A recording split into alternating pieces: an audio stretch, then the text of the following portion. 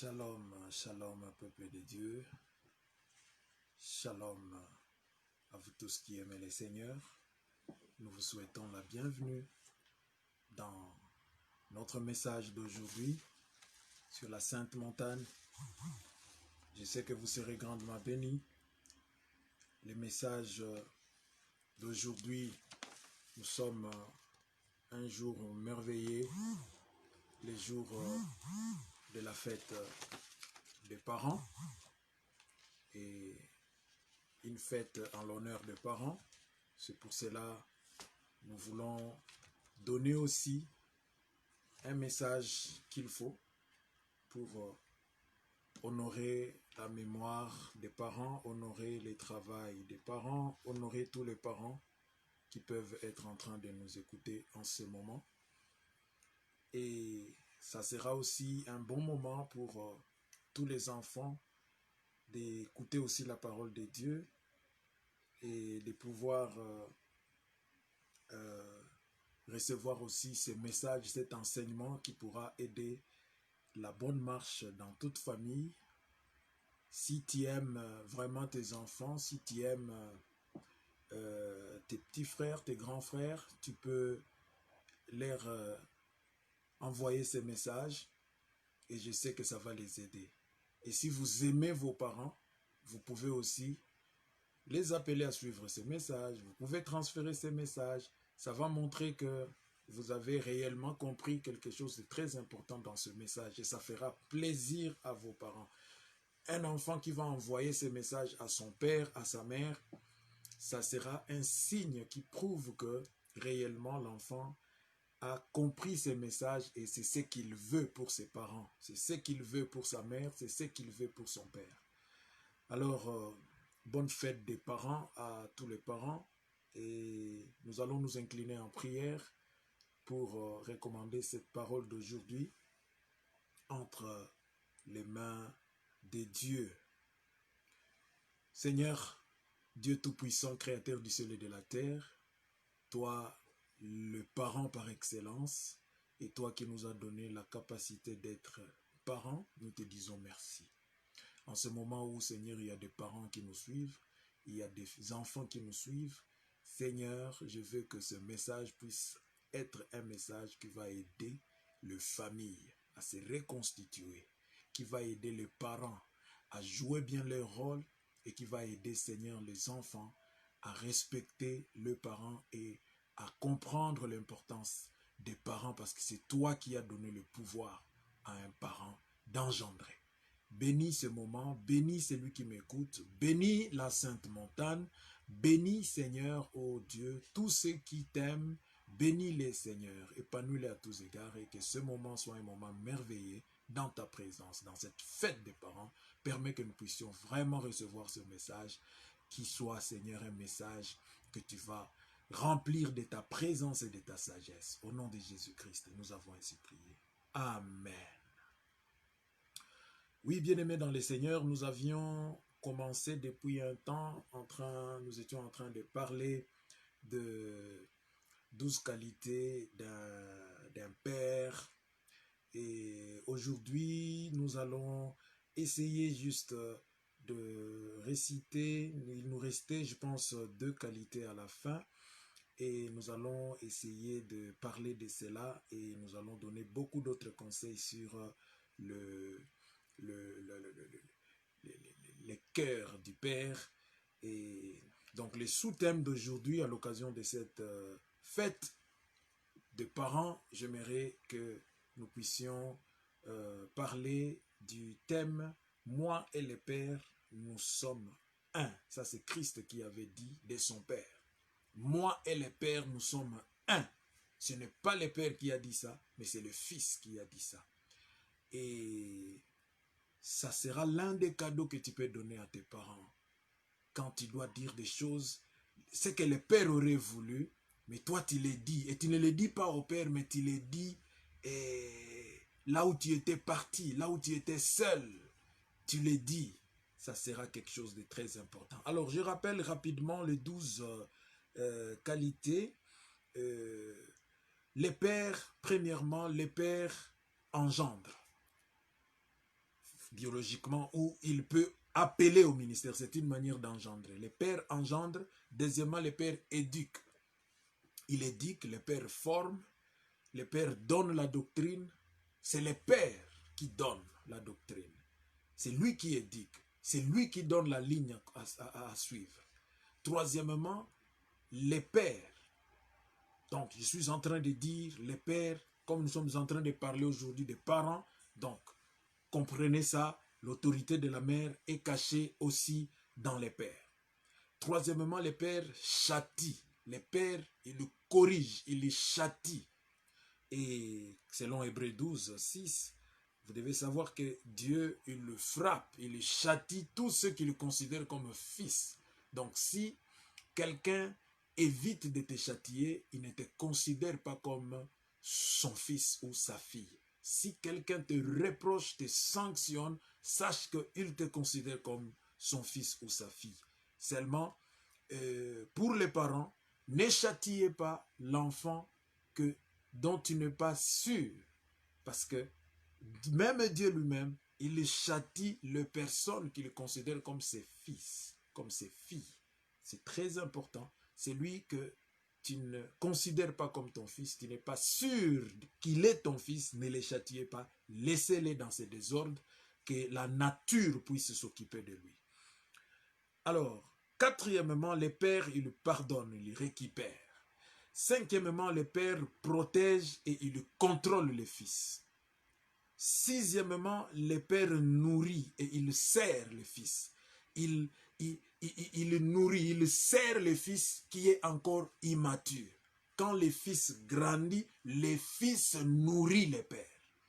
Donc si jusque-là, les pères te nourrissent, tu es encore un enfant. Si jusque-là, au lieu que toi, tu soutiennes les pères, c'est le père qui te soutient, tu es encore immature. Tu es encore immature, tu ne mérites ni l'héritage, ni quoi que ce soit. Parce que le père est encore à la phase de te nourrir. Quand nous allons parler de la maturité du fils, là vous allez comprendre la suite de cet enseignement. Ça c'était sixièmement. Septièmement, les pères émancipent ou ils libèrent. Ils déclarent l'indépendance. Et nous avions beaucoup parlé de l'indépendance immature et prématurée. Il faut faire très attention. Huitièmement, les pères éprouvent le fils. Il peut tester le fils. Donc quand ton père t'éprouve, il te teste, et il ne faut pas te dire pourquoi il me fait ceci, tout ça. Il doit te tester. Le père a cette responsabilité de te tester. C'est une mission que Dieu lui a donnée. Tous les versets sont là. 1 Timothée 3, verset 10. Ici, je récite seulement ce que je vous ai déjà donné. Neuvièmement, le père peut confirmer la maturité de son fils. C'est le père qui confirme. Il confirme et il couronne. Il couronne la réussite de son fils. Je ne veux plus essayer d'entrer dans toutes ces profondeurs. Dixièmement, les pères, ils sauvent les fils qui étaient, ils sauvent le fils en cas de difficulté. Les pères reviennent vers le fils qui était déjà libéré. Quand le fils est dans des difficultés, le père peut revenir pour sauver le fils, pour le récupérer. C'est comme ça qu'Abraham était rentré vers Lot pour le récupérer. Et vous savez que Lot, c'était une indépendance prématurée. C'était une libération prématurée parce qu'il commençait à se comporter comme un impoli. Alors c'est comme ça qu'Abraham l'avait laissé. Mais quand il a eu des problèmes là-bas, la Bible déclare Abraham était parti les récupérer. Onzièmement, le père peut recommander le fils dehors. Il peut le recommander. Donc le père recommande le fils. Et on ne recommande le fils on ne recommande que le fils qui s'est distingué dans la maison. Si tu ne t'es pas distingué dans la maison, on ne peut pas te recommander dehors. Douzièmement, le père, il bénit les fils. Les pères enlèvent la malédiction qui était sur les fils, où les pères enlèvent la sanction qui était sur les fils. C'est les pères qui lèvent la suspension. C'est les pères qui lèvent une malédiction quelconque. C'est les pères. Tu ne peux pas, par exemple, insulter ta maman. Après avoir insulté ta mère, tu fuis, ta mère te maudit ou ta mère te donne une punition, tu vas chez le voisin parce qu'il est plus âgé que ta mère ou ton père, et le voisin est les voisins mal éduqués aussi, parce qu'il y a aussi des parents mal éduqués, et lui il dit, ok, ça va, reste ici, il prie pour toi pour que tu sois libéré. C'est comme ça aussi nous voyons dans des églises, quelqu'un qui a été sanctionné à gauche, on le récupère à droite et on prétend être en train de servir Dieu. C'est comme un enfant qui a insulté son père et il va chez le voisin dit, oh, tu es béni, accepte-moi, je deviens ton père, je deviens ton père. La malédiction est ôtée. La malédiction, ce n'est pas les voisins, ce n'est pas l'oncle qui enlève ça, c'est le père. C'est le père qui a cette responsabilité. À moins que le père puisse mourir. Si le père décède, là, c'est autre chose. Mais ça sera aussi très dangereux, très dangereux de lever, c'est pour cela que la Bible dit, n'imposez pas les mains aux gens avec précipitation. N'imposez pas les mains aux gens avec précipitation. Parce que si quelqu'un ne s'est pas bien repenti, et tu prétends enlever une malédiction, tu prétends enlever une suspension, ça c'est un danger. Tu vas partager la malédiction de la personne. Tu vas partager la Bible dit, ne participez pas à son péché. C'est pour cela, il faut faire très attention. On n'impose pas les mains dans la précipitation. C'est le Père qui bénit. Laban ne peut pas bénir Jacob ou Ésaü. Laban ne peut pas bénir. Ismaël ne peut pas bénir Isaac. Ismaël ne peut pas bénir Isaac. Rebecca, ce n'est pas Rebecca qui bénit. Ce n'est pas le grand frère d'Abraham qui bénit le fils d'Abraham. C'est le Père. Ce n'est pas les frères d'Isaac qui bénit. Mais c'est le Père qui bénit. Donc c'est le Père qui lève la suspension. C'est le Père. C'est le Père qui déclare la bénédiction. C'est le Père qui donne l'héritage. C'est le Père qui transfère l'héritage. C'est le Père. Et que cela puisse nous aider dans la vie à bien respecter ce principe spirituel et nous irons très loin. Il y a beaucoup de gens, vous allez voir, il a commis une bêtise à ses Pâques et puis il fuit vers une église Mafarakano Church, il arrive là-bas et on le reçoit, on prie pour lui, tout ça, ceci, cela. Ça, c'est le désordre. Ces gens-là n'ont pas l'autorité d'enlever ce qu'on avait fait là où tu étais. Pour cela, il faut savoir, tu ne peux pas insulter ta mère et tu vas chez ta grand-mère ou tu vas chez ton oncle, tu te comportes bien chez ton oncle, tu les cajoles et ton oncle, si ton oncle c'est vraiment une personne mature, la première chose que ton oncle va faire, il va chercher à te ramener vers ta mère ou ton père, afin que ton père ou ta mère déclare une bénédiction. Et un fils qui ne comprend pas ça, c'est un fils qui est dans un envoûtement grave. C'est une maladie spirituelle grave. C'est une maladie spirituelle qui attaque des générations. Il faut faire très attention avec ce problème de parents. La Bible dit, honore ton père et ta mère afin que tu vives longtemps sur la terre. Tu as tapé ta maman et tu as tapé ta maman à Bukavu, tu deviens pasteur à Lubumbashi. Et tu es là, tu n'as jamais réparé ta vie et tu es en train de prier et les gens tombent. Ce sont des démons qui t'utilisent. Ce sont des démons qui t'utilisent. Dieu ne travaille pas comme ça. Personne n'a l'onction d'enlever cette malédiction-là.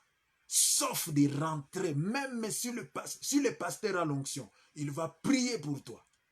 Il va prier pour toi et il va te dire, va demander pardon à ta maman que tu avais tapé, à ta maman que tu avais insulté, à ta maman là où tu avais fabriqué des mensonges contre tes parents. Va demander pardon. Si au moins tu vas rencontrer les vrais serviteurs de Dieu. Mais si tu rencontres ces serviteurs de Dieu de ces derniers temps qui cajolent un peu les brebis juste pour avoir une petite dîme et ceci, cela, tu auras insulté ton père, tu tapes comme ici aux États-Unis, il y a quelqu'un qui avait tapé son père et elle est là.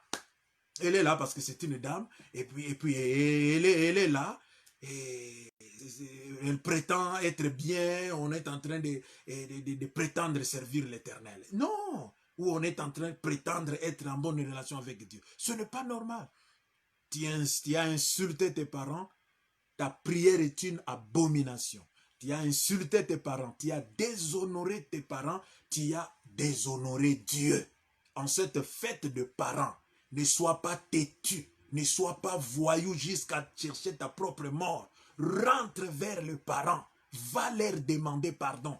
Si tu as un parent, si tu as un parent, un leader spirituel, que tu as déshonoré, et il a déclaré une mauvaise chose sur toi, en cette fête de parents, l'affection que j'ai pour toi, c'est que tu puisses rentrer réparé.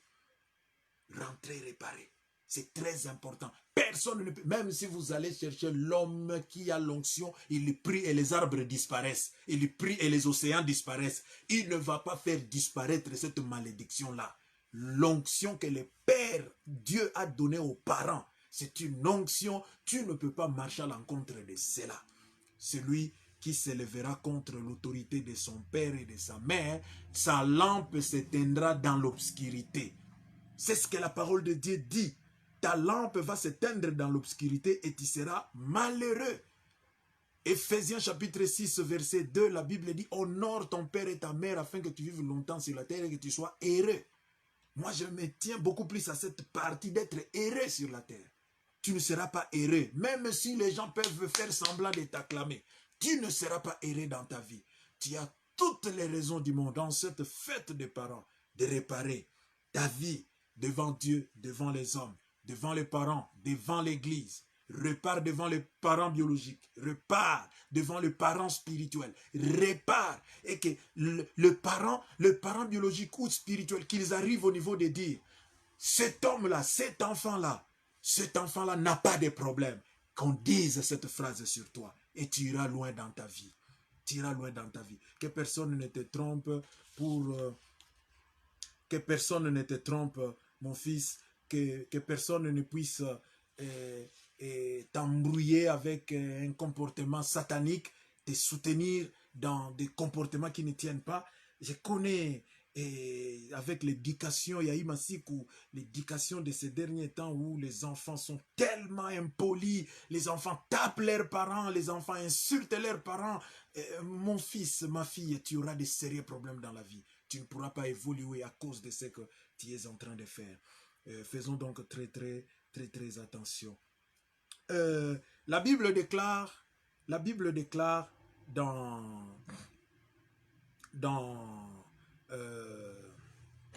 Jean chapitre 17 verset 22. Nous allons lire aussi Jean chapitre 10 verset 30. C'est là où nous avons tiré notre sous-thème d'aujourd'hui. Moi et le Père, nous sommes un. Ça fait plaisir quand c'est un enfant qui va dire ça. Je me représente un peu qu'une brebis de la Sainte Montagne, la communauté que Dieu m'a fait grâce de diriger, que cette brebis-là parte au Canada, voisin ici, ou je ne sais pas moi, qu'il parte en Angola, en Afrique, qu'il parte en France, et quand tu lui prêches, quand tu lui parles, il dit que moi et mon père, le Bishop Baudouin, nous sommes un. Quel plaisir tu peux sentir en tant que parent. Je pense que tu seras vraiment dans la joie, tu seras vraiment honoré pour cet enfant-là. J'aimerais qu'en cette fête de parents, que tu puisses être exemplaire, cher fils, chère fille, que tu puisses être exemplaire, que tu fasses le plaisir de tes parents. Fais le plaisir de tes parents. C'est ce que l'Éternel te demande. Parfois, les parents, on n'aura pas le temps de leur donner à manger. On n'aura pas le temps de leur acheter des véhicules. Parfois, on n'aura pas cette occasion-là. Hein? Parce que quand tu commenceras à toucher un peu d'argent, le parent sera déjà fatigué. Peut-être il n'aimera même plus manger la viande. Et peut-être il ne saura même plus rouler dans un véhicule. Parce que souvent, vous devenez des responsables aussi un peu en retard. Ce que les parents cherchent aujourd'hui, le parent a besoin que tu puisses l'honorer, que tu puisses parler positif, que tu puisses le respecter, que tu puisses parler honorablement devant tes amis, comme Christ. Hein? Christ est dans le monde, très loin par rapport au ciel, mais arrivé ici sur la terre, il est en train de dire, moi et le Père, nous sommes un. Vous savez, bien aimé, le parent n'a jamais voulu se séparer de son fils ou de sa fille.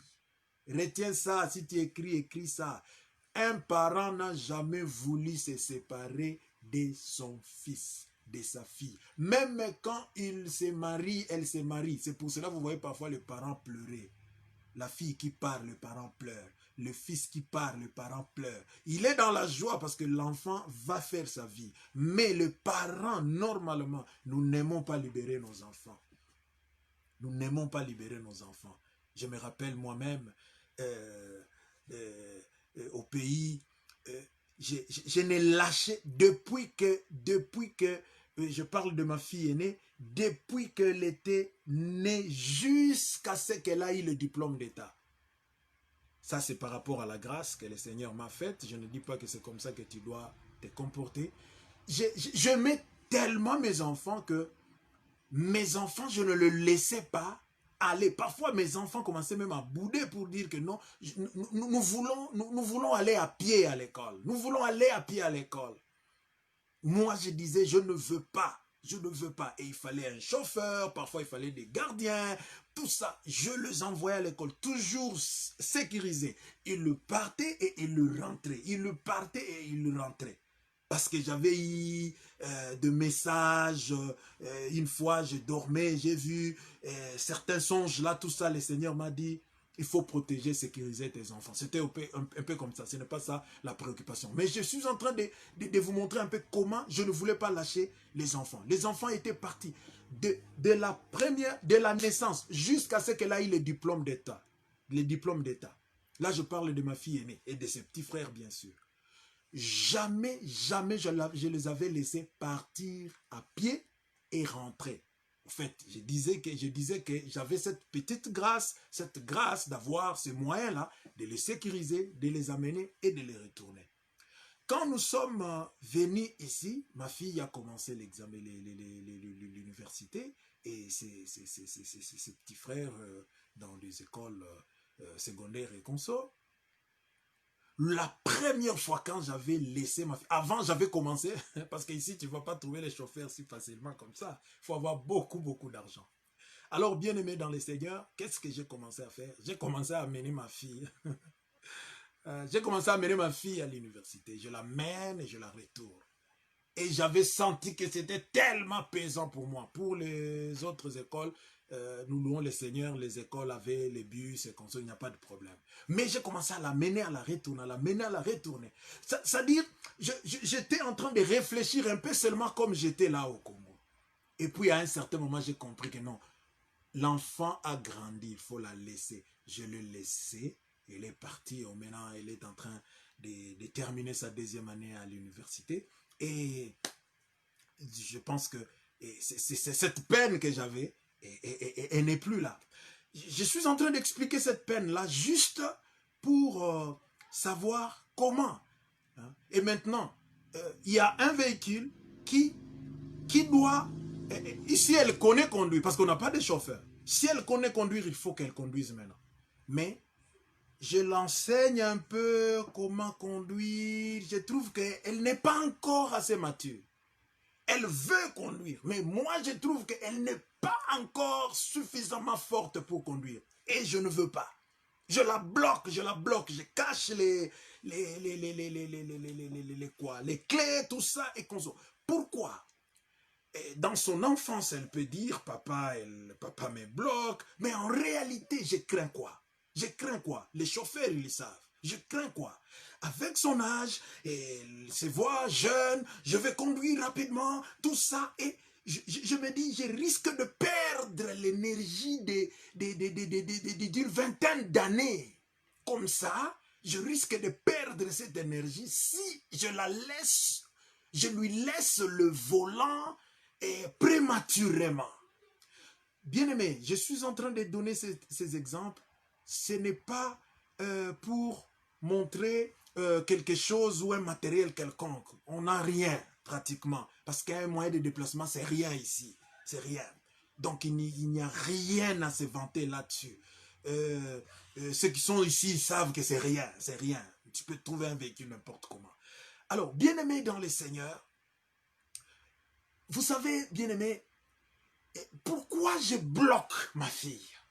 Est-ce que je ne veux pas qu'elle conduise? C'est moi qui ai acheté le véhicule. C'est moi qui ai donné le véhicule. Le véhicule est là. Mais je ne veux pas la lâcher. Pourquoi? Parce que j'attends la maturité dans la conduction.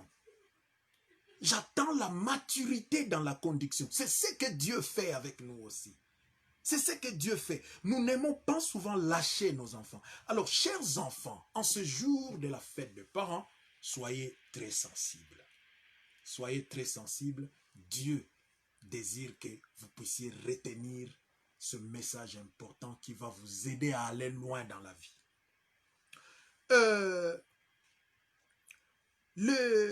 Le parent, comme je disais, les parents n'aiment pas lâcher ses enfants. Et même quand l'enfant est marié, si seulement il y a un problème, vous allez voir, le parent peut même quitter l'Afrique s'il a les moyens et le visa. Il va suivre ses enfants ici aux États-Unis.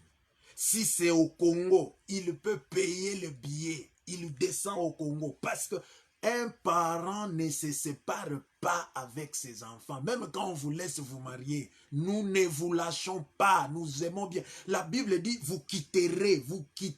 Mais quand il y a des problèmes, nous avons tendance à rentrer. Et ce n'est pas mal. Ce n'est pas mal.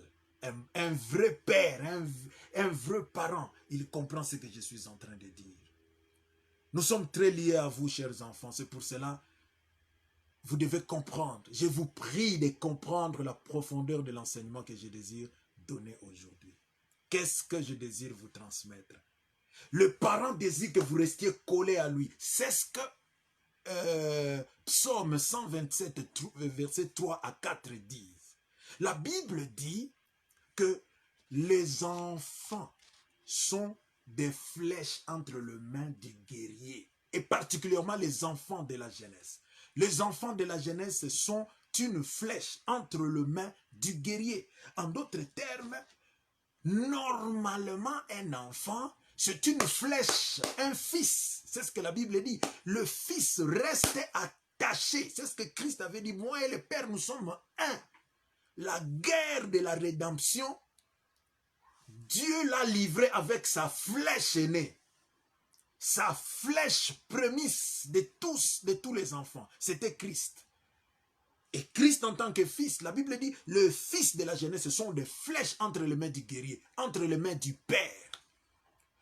Un fils, c'est une arme entre les mains de son père, de sa mère, de ses parents. Un fils, si un fils n'est plus une arme entre les mains de ses parents, ce fils a raté la mission. Ce fils ramasse la malédiction. Ce fils ramasse des blocages et des circonstances compliquées dans sa vie. Soit toute autre chose que tu pourras vouloir, mais ne manque jamais d'être une arme entre les mains de tes parents. Si tu n'es pas une flèche entre les mains de tes parents, tu as raté ta mission principale telle que Dieu avait prévu. Un fils est une flèche entre les mains de ses parents. Et la Bible dit, ce n'est pas n'importe quel fils, le fils de la jeunesse. Là, je précise. Le fils de la jeunesse sont de flèches. C'est-à-dire, les fils de la jeunesse, ce sont des fils qui ont grandi. Mais les fils des immatures, ils sont là, ils ne sont pas des flèches entre les mains de ses parents. Ils peuvent même être des flèches entre les mains des ennemis. Parce que l'enfant n'a pas encore grandi. Mais un fils mature, un fils de la jeunesse, un fils qui a pris de l'âge, ce fils-là, il est une flèche, il est une machette, il est une arme, il est une bombe, il est une kalachnikov, c'est un lion, c'est une pierre, c'est une hache entre les mains de ses parents. Toi, tu es qui entre les mains de tes parents? Tu es entre les mains de qui d'abord? Le fils de la jeunesse, c'est un fils responsable. Le fils de la jeunesse, c'est un fils qui a déjà aussi des fils. Parce qu'il a déjà grandi. Le fils de la jeunesse. Est-ce que tu peux être celui qui livre le bataille de tes parents? Est-ce que c'est pour rien que tu étais fils aîné? Tu es fille aînée pour rien. Non, mais je comprends. Le message d'aujourd'hui était pour toi que Dieu t'aide à être quelque chose. Découvre maintenant la qualité, toutes les autres qualités que la flèche doit avoir. La flèche ne décide pas sur l'animal qu'elle a tué. La flèche tue l'animal, mais la flèche ne décide pas. La flèche ne partage pas ce qu'elle a tué, ce qu'elle a eu. Ce n'est pas la flèche qui décide, c'est le Père qui partage. Et le Père lave la flèche. La flèche ne mange pas ces gibiers-là. La flèche, elle prend, elle attaque, elle brise, elle prend le gibier pour le Père. C'est comme ça, la flèche. Le Père prend soin de la flèche. Si tu es fils, tu comprendras cela. Bien-aimé dans le Seigneur, la Bible dit, je ne fais rien, sauf ce que j'avais vu voir mon Père faire. Jean chapitre 8, verset 38. Ça, c'est Christ qui parle encore. Quelle joie que le Père peut avoir d'entendre de loin. Représentez-vous, je suis ici aux États-Unis, je t'envoie en Afrique du Sud et j'écoute une de tes prédications, tu dis, je ne fais rien. Et si réellement tu le fais, parce qu'il y a aussi des petits farceurs, je ne fais rien sans avoir faim. C'est que mon Père fait, alors qu'en réalité, il fait le contraire. Là, ce sont des hypocrites. Des enfants comme ça, ils ne partent pas loin. Il les dit en public juste pour tromper, mais en cachette, il ne fait pas ça. Mais si ce fils-là est sincère, représentez-vous la joie qu'un père peut avoir d'avoir un fils qui a parlé comme Jésus-Christ. Je ne fais rien sauf ce que j'avais vu mon père spirituel faire. Je pense que tous les leaders spirituels qui m'écoutent, ils vont dire, en tout cas, merci beaucoup Bishop Baudouin. Ça, c'est une très bonne chose. Ça, c'est un message qu'il faut même pour mes fils spirituels. Oui, c'est comme ça. Quand un fils spirituel atteint ce niveau, ce fils, on le porte à cœur. Un fils qui ne fait rien, sauf ce qu'il a vu son père faire et qui ne se réfère qu'à son père. Au fait, c'est comme ça que les parents aiment. Nous, les parents, c'est ce que nous aimons. Mais souvent, vous, nos enfants, vous ne comprenez pas ça facilement. C'est seulement quand vous allez devenir parent que vous allez comprendre que, oh, ce que je faisais là, c'était plus que l'assassinat du parent. Bien-aimé, la Bible dit, là où je suis, là où sera mon serviteur. Vous voyez, Jésus-Christ est en train de montrer que le fils ou le serviteur de quelqu'un doit être comme ces flèches-là entre les mains du guerrier. Tu ne peux pas prétendre servir Dieu. Tu ne peux pas prétendre être le fils de quelqu'un. Tu es en train de le fuir. Tu es en train de jouer les cache-cache. Tu te caches, tu caches tout. Tu es très opaque. Et tu dis, c'est mon père, c'est mon père, c'est mon père. Tu es hypocrite. Tu es hypocrite.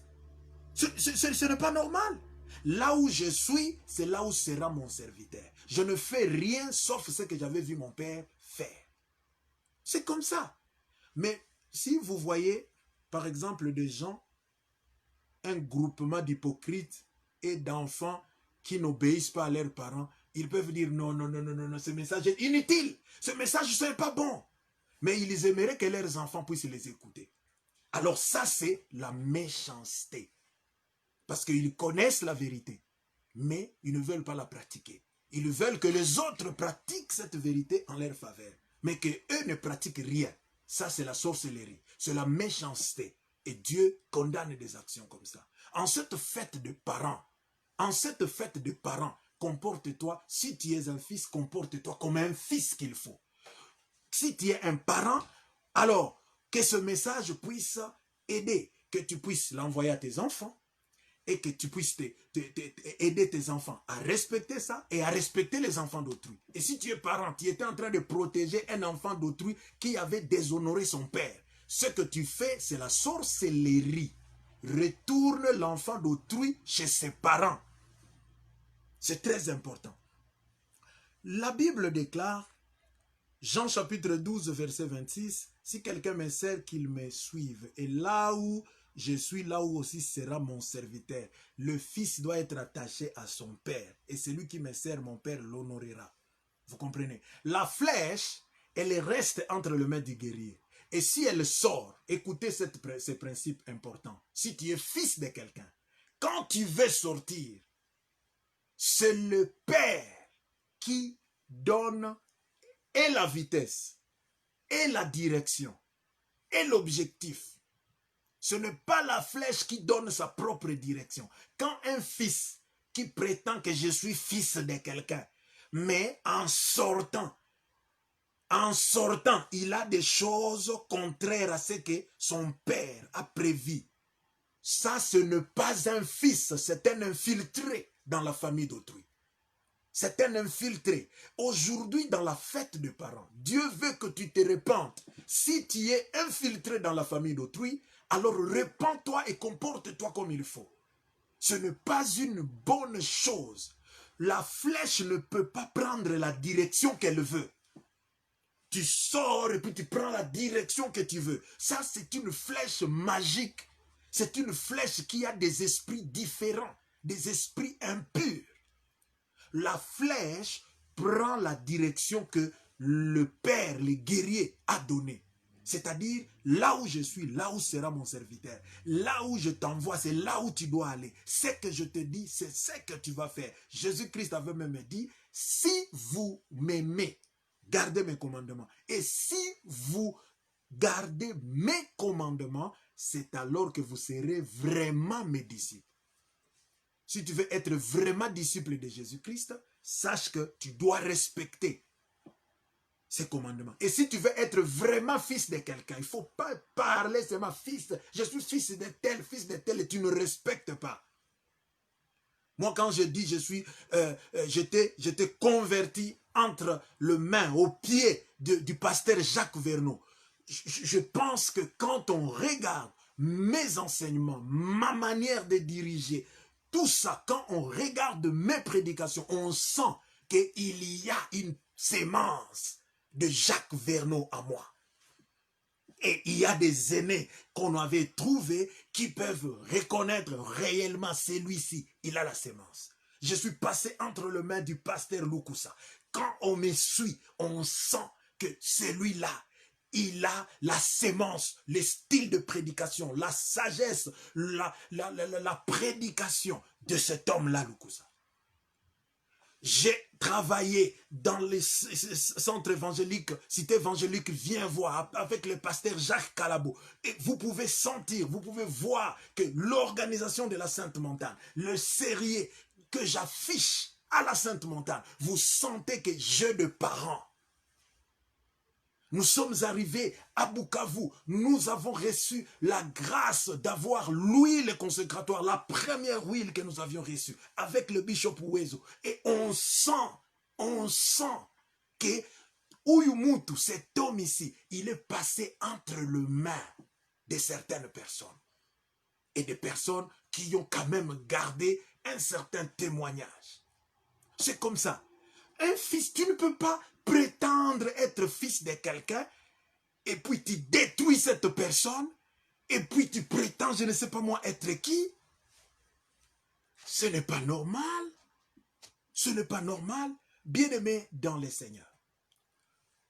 La flèche, elle part avec la vitesse qu'on lui donne, la direction qu'on lui donne. Et si elle prend une autre direction, cette flèche-là, normalement, elle est dangereuse. Un fils ou un serviteur doit faire ce qu'il avait vu son père faire. La Bible déclare, et ça j'ai beaucoup aimé, je désire partager avec vous. Dans Nombre chapitre 14, 5 à 6, la Bible dit, lorsqu'on voulait lapider Moïse par des faux espions, parfois nous envoyons des personnes dans les champs, nous donnons des titres à certaines personnes qui se retournent. 10 espions ont intoxiqué le peuple et ils ont ramassé des pierres pour lapider Moïse. Moïse s'est jeté face contre terre, il s'est prosterné. On voulait le lapider, mais Josué et Caleb. Les 12 autres qu'il avait nommés, qu'il avait oint, si je peux le dire. Ils étaient là en train de pousser les gens à lapider Moïse.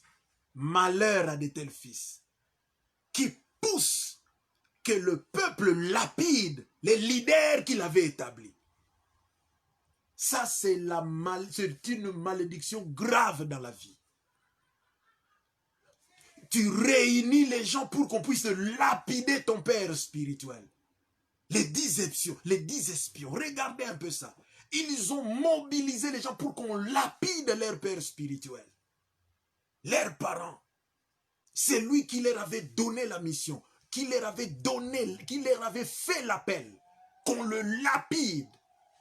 La Bible déclare Josué et Caleb, quand on voulait lapider Moïse, qui s'est prosterné par terre, Josué et Caleb se sont prosternés aussi. Des fils qui acceptent ces risques, alors qu'on veut tuer les leaders. Ils se prosternent, c'est-à-dire en d'autres termes, tuez-nous aussi. Le fils qui accepte ce risque, c'est ce fils-là qui hérite. Pas les fils qui aiment bien partager la gloire de Jésus, la gloire du Père. Tu partages la gloire. Dans la gloire, tu es même capable d'arracher la gloire du Père. Mais tu n'es capable de supporter aucune pierre à côté du Père. Tu n'es pas un fils mature. Le bébé, il fuit. Mais le fils mature, le vrai, il se prosterne. Josué et Caleb se sont prosternés. Ils se sont prosternés. Nous avons besoin des enfants pendant ces moments-là. Le fait pour eux de se prosterner, c'était une manière de dire, nous acceptons même de mourir pour cette vision.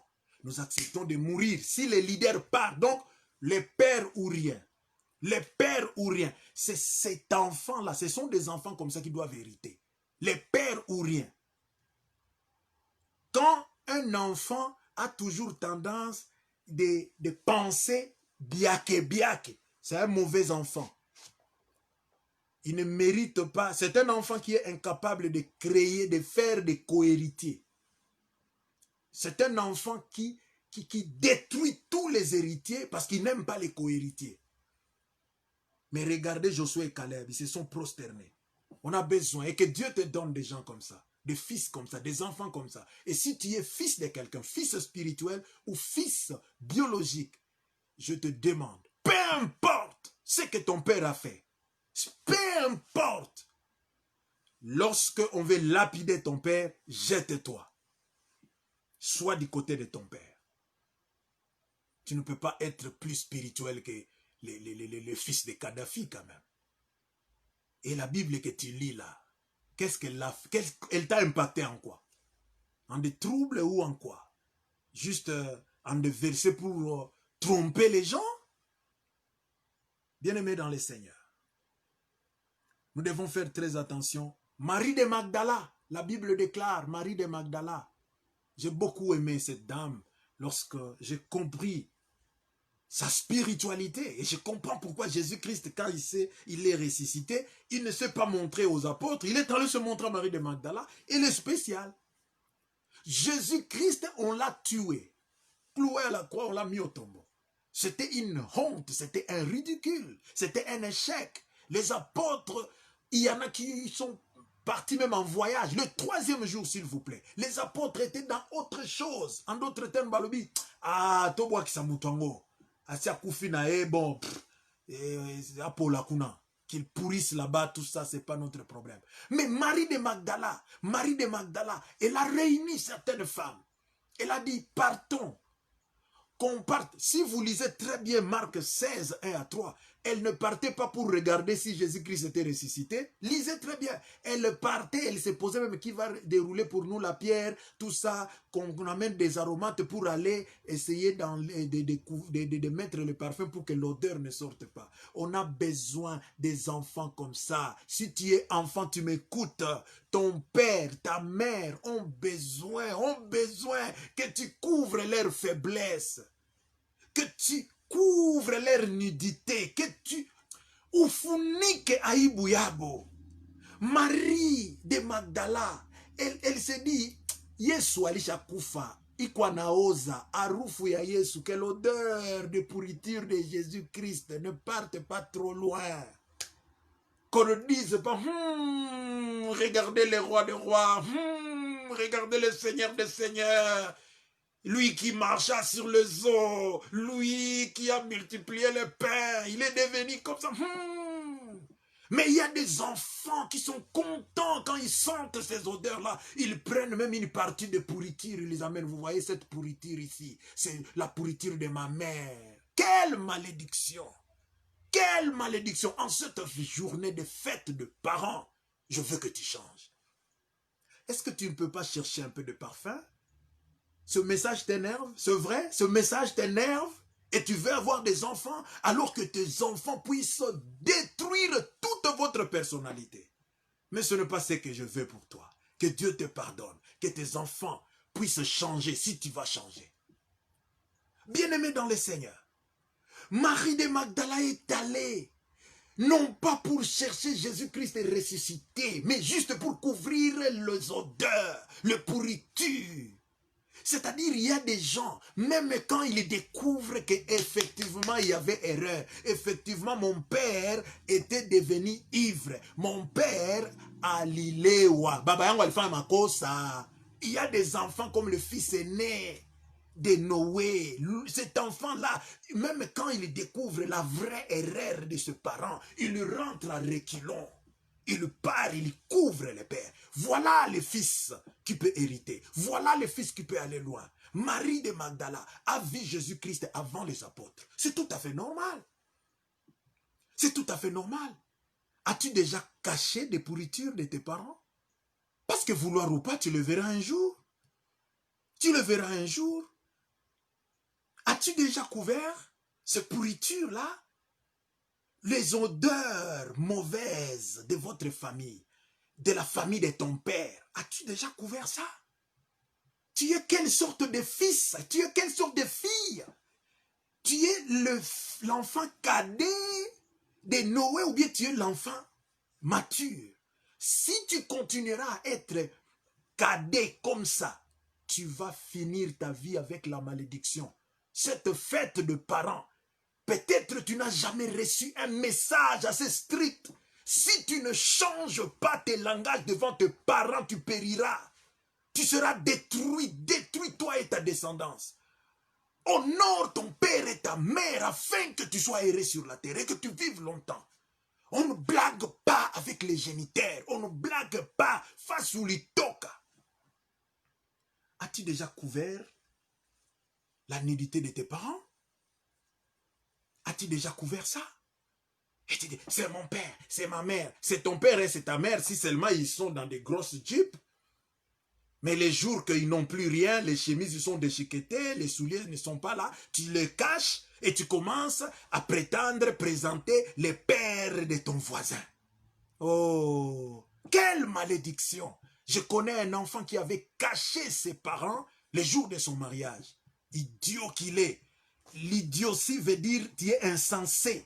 Tu es réellement insensé. Donc, l'idiotie, ton quotient intellectuel est tellement inférieur. Tu n'es à zéro, en dessous de zéro. C'est pas normal. C'est pas normal. Pourquoi ne pas acheter de beaux habits à tes parents? Pourquoi ne pas leur construire une bonne maison, toi qui es élevé? Pourquoi ne pas leur faire du bien? Tu sais combien ça coûte prendre soin d'un bébé et le faire grandir, qu'il devienne comme tu es devenu là. Tu sais combien ça coûte? Au lieu de supporter tes parents, tu te mets là, tu commences à les négliger parce que mon père, il a ceci, parce qu'il a un nez troué, parce qu'il a ceci, cela. Ça, c'est quoi ça? Et curieusement, tu es même soutenu par un certain pasteur. Des pasteurs destructeurs de famille des autres. Ce n'est pas normal. Ce n'est pas normal. En cette fête de parents, arrête cette histoire-là de dire non, mon père c'est un sorcier, tout ça, mon pasteur avait rêvé, mon père était transformé en cancrelat et c'est lui qui m'a créé les problèmes, la maladie. Arrête cette histoire-là. Je te dis, je ne veux pas justifier ton père, mais je te dis, même si ton père est sorcier, la Bible ne te dit pas déshonore ton père. Voilà. Va dire à ce pasteur qui t'a donné la prophétie, à ce prophète-là, des prophètes destructeurs qui t'ont donné de mauvaises prophéties pour que tu déshonores tes parents. Va leur dire, ils sont maudits au nom de Jésus-Christ. À moins qu'ils se repentent, parce que ce n'est pas la parole de Dieu. Change ta manière, rentre vers tes parents. En cette fête de parents, Roudia, rentre vers tes parents, demande pardon. Demande pardon. Tes parents là, ils t'ont gardé dans le ventre pendant 9 mois, tu as grandi, tu as mangé à 4 pattes, tu t'es nourrissé, tu es tombé malade, ils t'ont soigné, et maintenant ils t'ont fait étudier, tu as maintenant du travail, et c'est après avoir trouvé du travail qu'ils ont cherché à te bouffer. Ça c'est quoi ça? Rentre vers le parent, et que l'Éternel puisse s'occuper de ce pasteur ou de ce faux prophète qui t'a donné des prophéties contre tes parents. Tu ne dois pas donner des prophéties pour contredire la Bible. Bien-aimés dans le Seigneur, faisons très attention. Nous avons besoin d'être enseignés. Rentre vers tes parents, humilie-toi, demande la bénédiction de tes parents. Si le parent te maudit, aucun pasteur ne peut enlever ça. Il faut rentrer vers le parent qu'il puisse déclarer une bonne chose. Surtout si tu avais fait ce qui est mal. Si le parent est méchant, bon, là, ça s'explique. Mais même si le parent est méchant, si tu avais fait ce qui est mal, même si tu n'avais pas ce qui est mal, mais le parent était fâché, il a déclaré de mauvaises choses. Tant que cela dépend de toi, va t'humilier. Même si toi tu avais raison, va t'humilier. Dis papa, je veux seulement que tu déclares quelque chose de bien. Tu peux lui acheter une moto, un vélo, une nourriture au restaurant. Tu peux lui acheter un véhicule, tu peux lui acheter quelque chose. Et tu demandes qu'il déclare quelque chose sur toi. Pourquoi vous voulez troubler votre vie comme ça? Que cette fête de parents ne s'arrête pas comme ça. Ce n'est pas par hasard que tu écoutes cette partie ici. Ce n'est pas par hasard. Répare. Répare ta vie. Répare ta vie dans l'église. Répare ta vie dans ta famille. Tu as insulté les grands frères. Et tu es serviteur de Dieu. Tu as insulté tes grands frères. Tu as insulté tes aînés spirituels. Tu les as insultés parce que toi, tu as une voiture et lui, n'a pas encore acheté. Tu l'as insulté. Tu l'as déshonoré. Vous partez avec des aînés ministériels quelque part, toi tu arrives parce que toi tu as une petite voiture VW et tu veux qu'on te donne la place d'honneur. Et le vieux là, pasteur qui avait commencé l'église avant toi, et il est là en train de chercher où il va se mettre sur un arbre comme ça. Et tu penses que ça c'est ça, Dieu m'a élevé. Dieu ne t'a pas élevé. Tu t'es élevé toi-même et tu seras ridiculisé. Qu'est-ce que tu crois? Tu ne respectes pas les aînés et tu es là, tu penses que c'est comme ça que la vie fonctionne. La vie ne fonctionne pas comme ça. La vie ne fonctionne pas comme ça. Respecte les aînés, respecte le parent, respecte, afin que tu vives longtemps sur la terre, afin que ta vie ne soit pas détruite inutilement. Il y a beaucoup de gens qui vivent des cauchemars dans la vie, tout simplement parce qu'ils ne veulent pas respecter ces simples conseils. Ces conseils ne sont pas même très compliqués, mais les gens sont seulement bizarres. Un fils qui n'a jamais couvert une honte de son père, qui n'a jamais risqué sa vie pour ses parents, il ne mérite pas hériter. Si ton frère critique les pères et tu te tais, tu seras maudit avec lui. Si ton frère critique ton père, il critique tes parents et tu te tais, tu seras maudit avec lui. C'est pour cela le fils mature de Noé n'a pas voulu se taire. Il est allé accuser son petit frère qui était en train de parler mal. Genèse chapitre 9 verset 24. La Bible dit lorsque le père se réveilla de son vin, oui, de son vin, il se réveilla de sa bêtise. Il se réveilla. La Bible dit il a pris ce que lui avait fait son fils cadet. Il a pris, c'est-à-dire quelqu'un lui a informé. Quelqu'un lui a informé dans la famille. Si tu as entendu quelqu'un salir le père et tu te tais, tu es maudit avec lui. Si tu ne veux pas être maudit, répare avec le père. Que le père entende cela. Parce que quelqu'un qui parle mal du père, il ouvre les portes de malédiction dans la famille. Si quelqu'un t'a enseigné le contraire de cela, ça doit être quelqu'un qui est lui-même déjà sous une malédiction et c'est l'esprit de la malédiction qui les remplit. Vous devez faire très attention. La Bible dit, il a pris, Noé a pris ce que lui avait fait son fils cadet. C'est-à-dire, on a accusé le fils cadet. Même si c'est un petit, dis ce qu'il dit. Vous qui appliquez la sagesse, la fausse sagesse.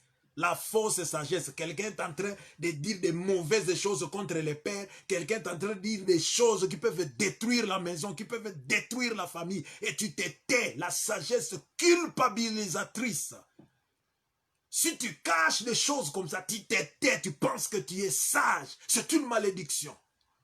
Faites très attention dans la vie familiale. Le fils aîné, le fils mature de Noé a compris que malédiction. Je ne peux pas lécher la malédiction, que j'avale la malédiction gratuitement comme ça à cause d'un impoli avec lequel nous sommes nés. Tu sais, tu peux naître avec quelqu'un, tu peux te marier avec quelqu'un qui malheureusement c'est un impoli. Tu peux naître avec quelqu'un. Ton propre petit frère, malheureusement, il peut être un voyou. Malheureusement, il peut être un fumeur de chanvre. Malheureusement, il peut être un détraqué. Mais je ne peux pas marcher comme un détraqué parce que mon jeune frère est voyou. Non. Non, je ne tolère pas ça. Mais curieusement, c'est ça la sagesse que toi, tu veux utiliser. Honore ton père et ta mère. N'arrête pas, ne change pas cette version des choses. C'est la parole de Dieu. Bien-aimé dans le Seigneur, une brebis qui se donne plus qu'un serviteur, vous devez savoir que cette brebis-là devient même un serviteur. Et elle désire, elle peut être même mieux cotée qu'un serviteur. C'est pour cela que nous avons tout intérêt de nous comporter comme il faut. De nous comporter de sorte à être de bons exemples pour les enfants, pour les brebis. Un fils qui se bat pour avoir la gloire du Père. Tu veux avoir la gloire du Père, mais tu ne veux pas recevoir les pierres du Père. Donc tu veux partager la gloire du Père, tu veux recevoir l'honneur que le Père a, mais tu ne veux pas être lapidé avec les pères, comme Josué et Caleb avaient accepté d'être lapidés avec les pères. Un fils qui veut seulement la gloire du Père, mais qui ne veut pas la lapidation avec les pères. Ce fils-là, il faut jamais, jamais, jamais, jamais lui donner l'héritage. Jamais. Et si tu es fils, tu m'écoutes. Change donc ta manière. Si tu ne changes pas, l'héritage, Dieu va désorienter toutes choses. Si tu ne changes pas, quand un fils n'est pas prêt à se sacrifier pour ses frères, jusqu'à accepter la mort pour ses frères et pour la vision du Père, il ne doit pas hériter. Car en cas de difficulté, un tel fils, au lieu de se sacrifier, il le sacrifiera ses frères. Suivez cette profondeur. Quand un fils n'est pas prêt à se sacrifier pour la famille, pour ses frères, ce fils-là ne doit pas hériter. Parce que, en cas de difficulté après l'héritage, au lieu de se sacrifier lui-même comme Christ, quand il y a eu des difficultés dans la vision, il n'a pas sacrifié d'autres personnes, il s'est sacrifié lui-même. Si un fils n'a pas le cœur de se sacrifier lui-même pour ses frères, qu'il n'hérite pas, parce que quand il va hériter, au lieu de se sacrifier lui-même à Taou, à Tamaliza, il va détruire le royaume pour que lui reste. Si tu comprends ça, tu iras très loin et tu sauveras ta famille. Tu sauveras ta famille. Et toi qui veux hériter, si tu n'as pas cet esprit, que l'Éternel t'empêche d'hériter chez autrui. Parce que tu dois hériter avec l'esprit du sacrifice. Le Christ a hérité parce qu'il avait accepté de cohériter et il avait accepté de se sacrifier lui-même pour la vision du Père. Si tu comprends ce message de la fête des parents, tu seras un bon garçon, une bonne fille, un bon fils, une bonne fille dans la famille de ton père et de ta mère. Et le parent, tu sauras bien gérer ces enfants que Dieu t'a donnés. Bien-aimé dans le Seigneur, si tu prétends être fils de quelqu'un, mais tu ne l'as jamais honoré et tu n'as jamais caché ses faiblesses, retiens ça. Tu prétends être fils de quelqu'un. Tu Tu prétends être fille de quelqu'un. Tu ne l'as jamais honoré. Tu n'as jamais caché ses faiblesses. Et tu prétends être fils. C'est-à-dire, toutes les faiblesses que tu as vues, tu les as dévoilées. Et toi, tu ne l'as jamais honoré. Toi, tu prends seulement les faiblesses, tu dévoiles. Tu prends, tu dévoiles. Tu prends, tu dévoiles. Tu n'es pas un fils, j'aimerais te dire ça. Tu n'es pas un fils, tu es un infiltré dans la famille d'autrui. Si tu n'es pas un infiltré, alors tu es un enfant immature. Tu n'es pas encore un fils, tu es un enfant. Alors, un enfant, s'il n'est pas bien encadré, il finit par être maudit. C'est l'enfant de Noé, le cadet, il était petit. Vous comprenez? Faites donc très attention. Et un enfant qui ne cache pas les faiblesses de son père. Moi, je vois même des enfants de tout petits. Quand tu insultes ses parents, l'enfant se livre même à la bataille. L'enfant se livre à la bagarre parce que tu as insulté ses parents. Mais toi, avec ta foutue sagesse, on insulte tes parents et tu restes là, tu veux prétendre être sage. Tu prétends être sage et on insulte les parents, tu ne dis rien, tu ne réagis pas et tu continues tes amitiés avec les personnes qui ont vilipendé, saboté les parents. Et tu dis, tu es fils. Que cette fête de parents te réveille. Que cette fête de parents t'aide à changer ta manière de voir et de faire les choses. Trop, c'est trop. Tu dois changer. Tu dois être une bénédiction pour tes parents. Parce que tes parents ont été une bénédiction pour toi. C'est un appel que l'Éternel te lance aujourd'hui. Parce que si tu ne te comportais pas tel que nous venons de le décrire, tu n'étais pas un avec ton Père. Dieu désire que dans cette fête des parents, que tu sois un avec ton Père, avec ta mère, avec tes parents, que tu sois un et que l'on sente qu'on sente que ça c'est le fils de quelqu'un, que l'on sente pas ta fausse sagesse là. On vilipende ta famille et tu restes là. On sabote tes parents, tu restes là. Oh non, moi, ceci, cela. Arrête cette histoire. Tes enfants biologiques, s'ils se comportent comme ça à ton égard, quelle serait ta réaction? Quelle serait ta réaction? Bien-aimé, peut-être tu te sens assez culpabilisé dans ce message. Mon souci, c'était que tu sois un peu triste et que cela te touche effectivement pour que tu changes. Mais la volonté de Dieu, ce n'est pas de te culpabiliser seulement. Dieu désirait seulement, Dieu désire que tu aies cette tristesse afin que tu changes tes attitudes à l'égard de tes parents. Dieu désire que tu changes tes attitudes à l'égard de tes parents, à l'égard de tes pères spirituels, de tes parents spirituels, à l'égard des aînés spirituels. Parce que ta manière, ce n'est pas celle que Dieu désire. Tu te comportes mal. Tu as besoin de changer. La volonté de Dieu, ce n'est pas que tu sois maudit. La volonté de Dieu, ce n'est pas que tu sois détruit aujourd'hui. La volonté de Dieu, c'est que tu changes et que la malédiction ne tombe pas sur toi et sur ta descendance. Si tu as à réparer, va réparer. Il y a des choses que tu n'auras pas du haut de la chair. Là-bas, le pasteur t'impose la main. Il y a des choses que tu auras devant les genoux de tes parents. Ceux-là qui t'avaient engendré. Devant les genoux de tes pères spirituels. Ceux-là qui t'avaient encadré. Ceux-là qui avaient fait de toi que tu sois ce que tu es devenu. Ceux qui t'avaient donné le transfert ministériel. Que tu saches réparer. C'est ce que Dieu veut. Je ne veux pas ta malédiction. Je ne veux pas ta destruction. Mais je veux que tu changes et que tu changes maintenant. Le fils cadet de Noé ne s'est pas repenti et la malédiction était là.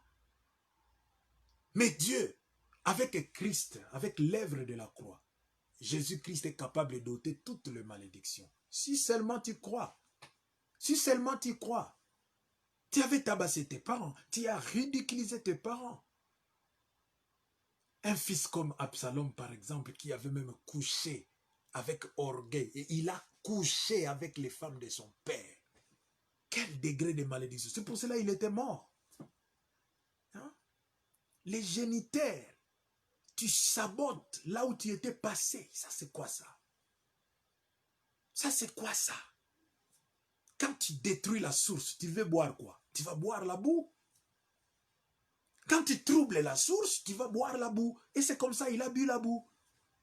Il a bu la boue. Et la vraie manière de boire la boue, c'est d'être enterré. Et il a été enterré. Et Absalom, il a été frappé où? On l'a frappé ici. Dieu l'a frappé ici. Une corde l'a attrapé ici, à la gorge, là où il parlait pour insulter le père. Attention.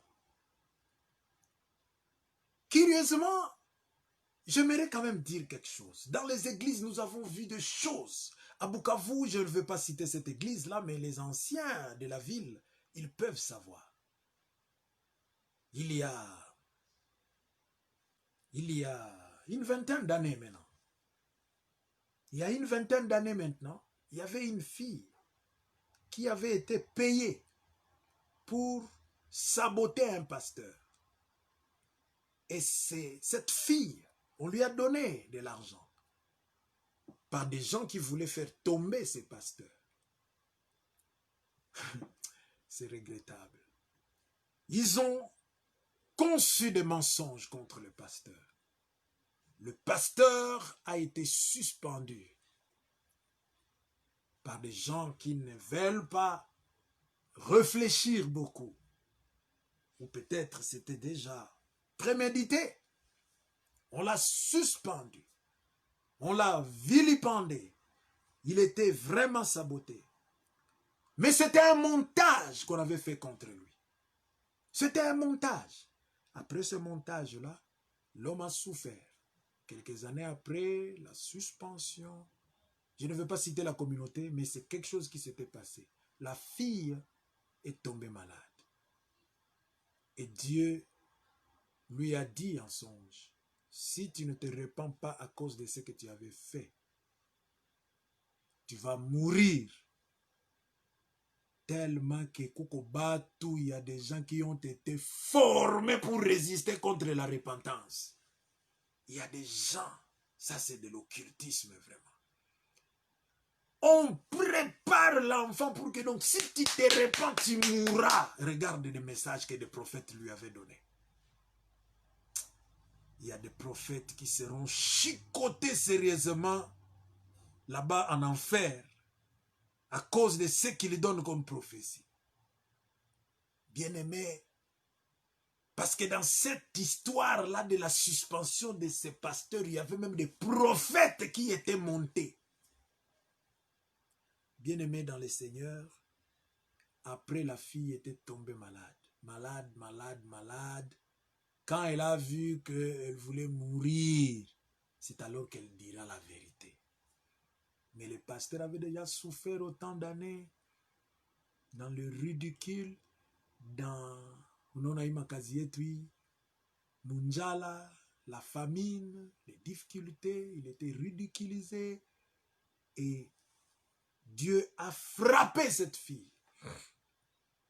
Malgré sa repentance, Dieu lui a dit, je te pardonne, tu vas aller au ciel, mais ton corps doit être détruit.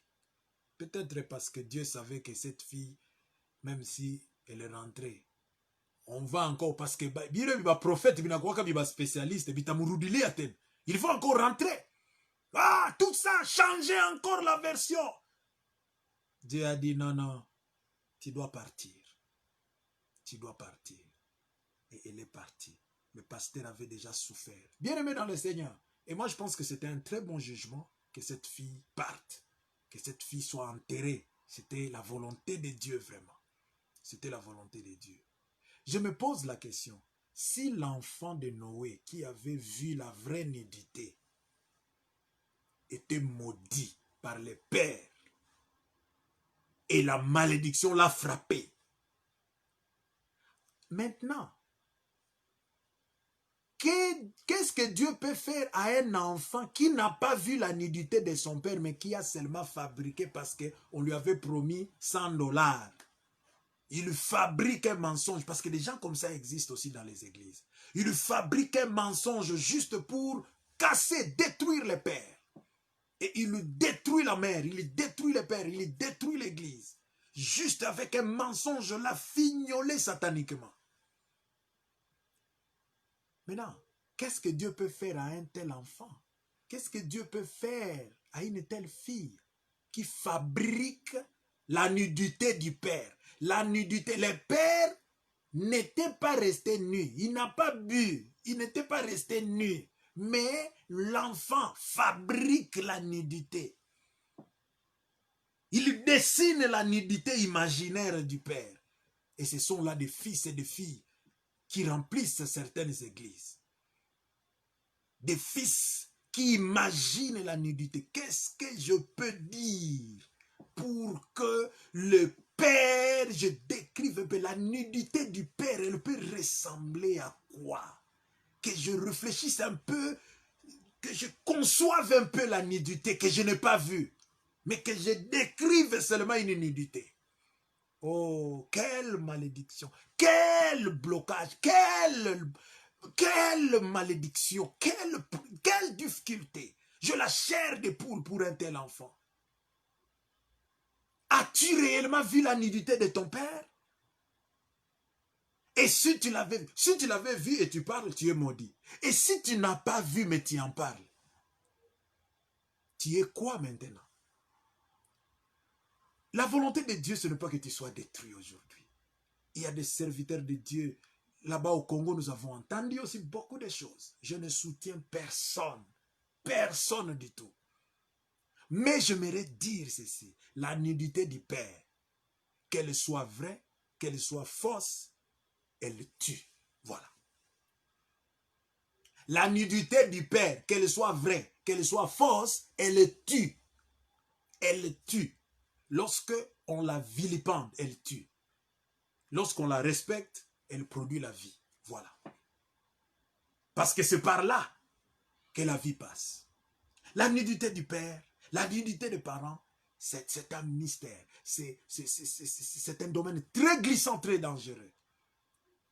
Je le répète, je ne soutiens personne, je n'interviens pour personne, mais j'aimerais vous dire, chers enfants, la nudité de vos parents spirituels, vos parents biologiques, cette nudité-là, que tu l'aies vue, que tu ne l'aies pas vue, si tu en parles, tu te maudis toi-même. En cette fête de parents, j'aimerais t'aider à comprendre qu'il y a une partie du Père. Lorsque tu la touches ou tu parles d'elle n'importe comment, tu détruis ton avenir, tu détruis ta vie, tu réduis tes jours sur la terre. Peu importe la corruption qu'on peut te donner, on te donne de l'argent pour que tu embrouilles les gens, tout ça, peu importe, tu es en train de te brûler. Mais ce message, ce n'est pas pour te condamner, c'est pour que tu te répandes. C'est pour que tu te répandes. Je te pose la question, avais-tu vraiment vu cette nudité? Je vois quelqu'un qui dit, oui, oui, oui, je l'avais vu, je l'avais vu. Et t'étais-tu tu ou bien avais-tu parlé? Eh, mais je devais parler. Oh, arrête ce courage, mon petit. Arrête ce courage. C'est la malédiction qui te fait passer, qui te fait parler comme ça. Arrête. Arrête. Ferme cette bouche-là. Ferme-la. Que Dieu te pardonne. Humilie-toi. Humilie-toi. Va. Va voir ton Père. Qu'il déclare quelque chose en cette fête de parents. Et je termine complètement en disant ceci.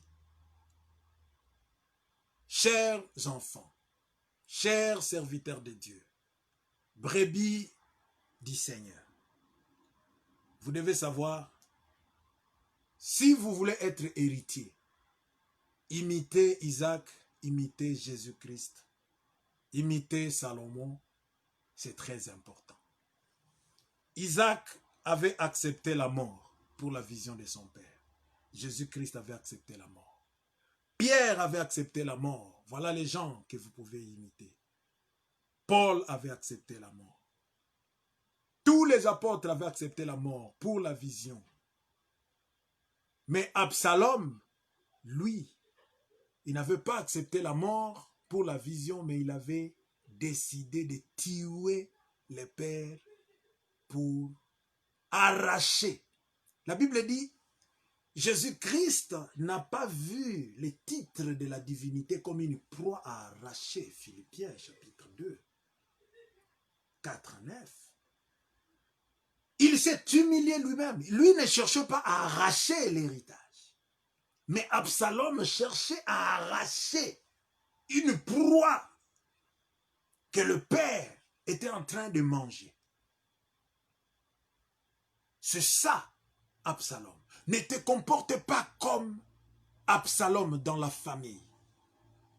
Si tu as été un fils adoptif, si tu as été un fils, tu es un fils biologique, si tu as été un fils spirituel, le comportement d'Absalom n'affiche pas ça dans ta vie. Tu vas écourter ta vie, ce n'est pas une bonne chose. C'est un conseil sage.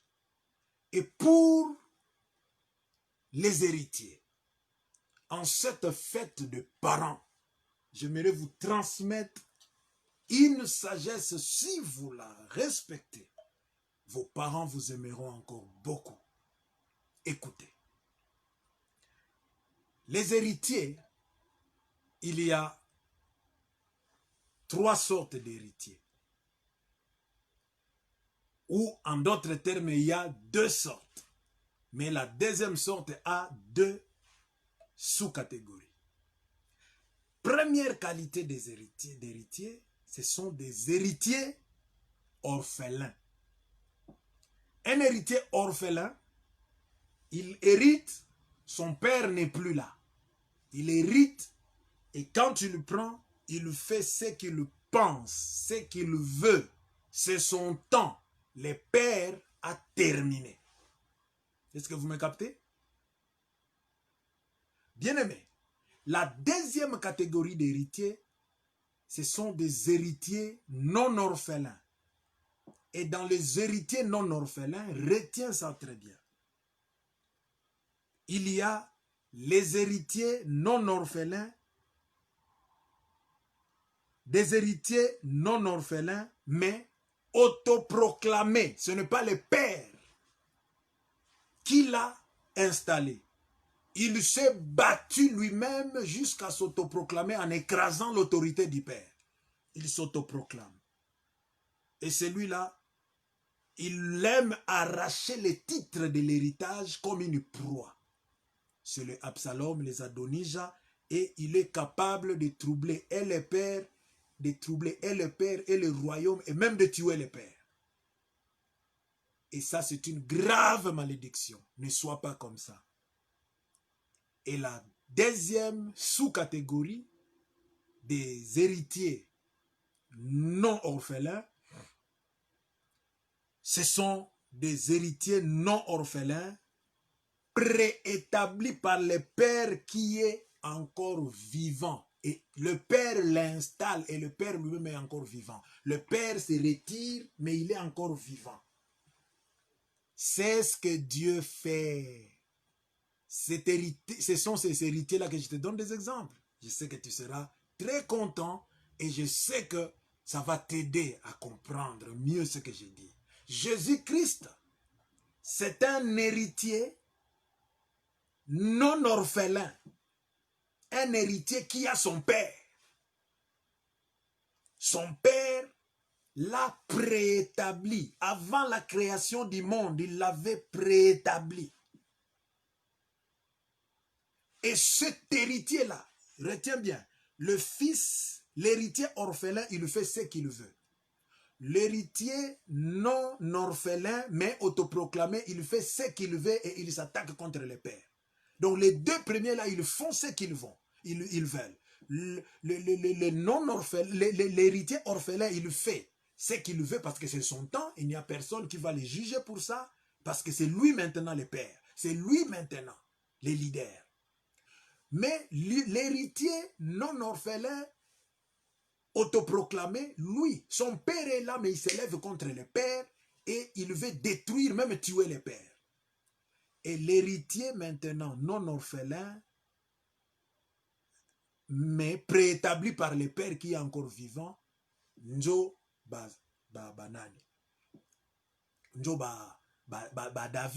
David était établi. son père spirituel était là, vivant, et il y avait son père de l'armée, était là aussi vivant, quoique il ne l'aimait pas. Celui-là, il n'était pas libre à faire ce qu'il veut. Mais ne parlons pas de David, parlons de Salomon, parlons de Jésus et parlons d'Isaac. Laissons tomber Isaac, parlons seulement de Jésus et de Salomon. Jésus-Christ était sur la terre. Lui qui est l'héritier, le tout-puissant, le fils unique. Mais il pouvait arriver au point de dire, pas ma volonté Seigneur, mais que ta volonté soit faite. C'est-à-dire un héritier, tu hérites, mais le Père est encore là. L'autorité du Père pèse encore sur toi. Chers serviteurs de Dieu, chers enfants, vous qui êtes dans des familles, si vous avez déjà été choisi, pointé comme héritier, mais le Père est encore là, sache qu'on ne prend pas de décision sans consulter le Père. Jésus-Christ, il avait sa volonté à lui. Le Père lui dit, non, je ne veux pas ça, je ne veux pas ça, je ne veux pas ça. Cela ne veut pas dire que Jésus-Christ pouvait dire, non, pourquoi tu me contrôles jusque comme ça? Ça, c'est quoi ça? Lorsqu'on a établi Salomon, quand on établit Salomon ne doit pas faire ce qu'il veut. On l'a établi, tu es un héritier non orphelin. Tu es un héritier dont le Père est vivant. C'est pour cela, quand on avait établi Salomon, David avait encore un mot à dire. Lorsque Adonijah s'était autoproclamé, David était encore vivant. Qu'est-ce que David a fait? On a destitué Adonijah. Est-ce que tu as compris cette grande différence?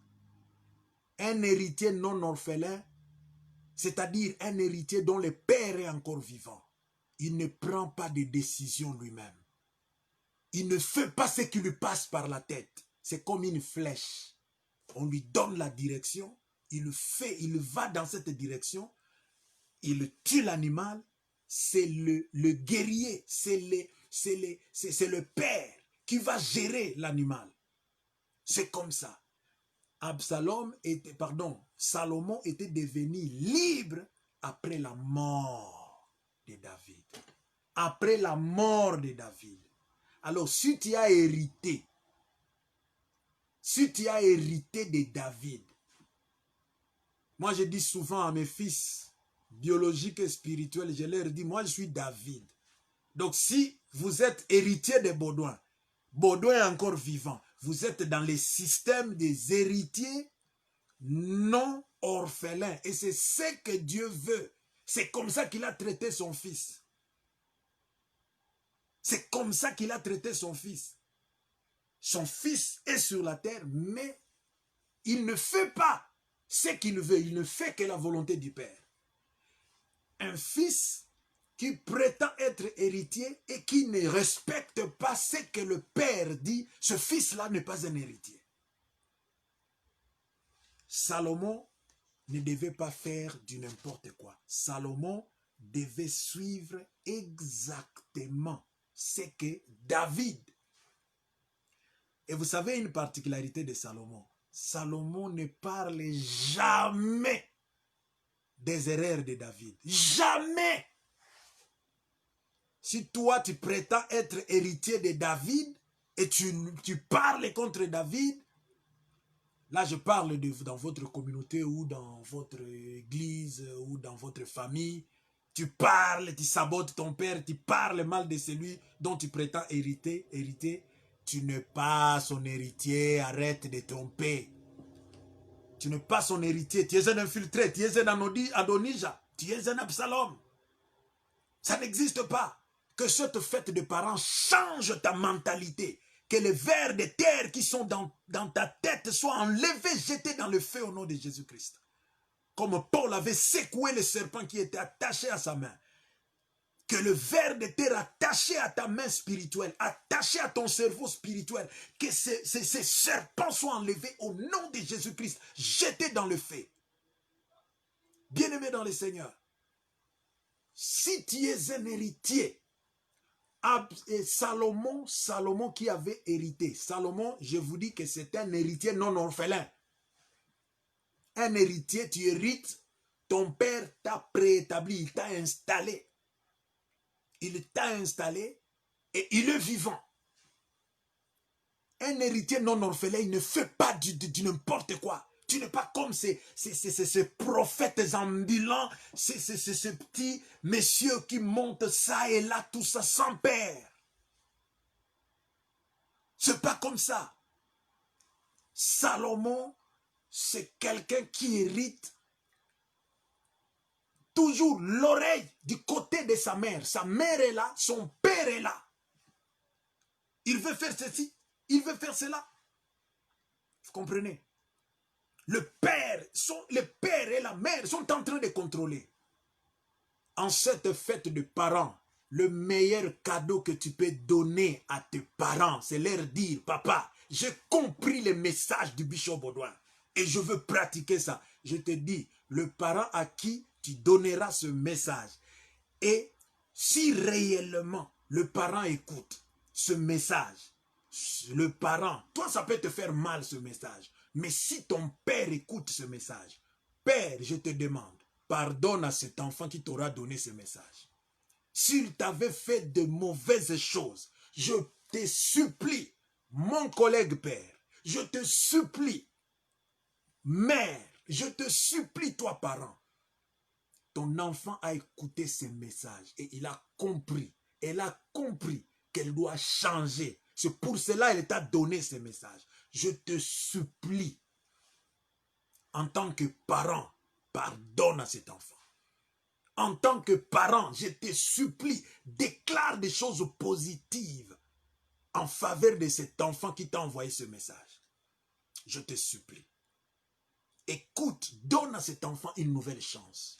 Donne-lui une nouvelle chance. Pardonne ses offenses. Pardonne s'il t'avait vilipendé, il t'avait saboté, il a dévoilé ta nudité. Pardonne-le. Pardonne à cet enfant. L'enfant qui s'est humilié, l'enfant qui t'a demandé pardon, l'enfant qui t'a envoyé ce message.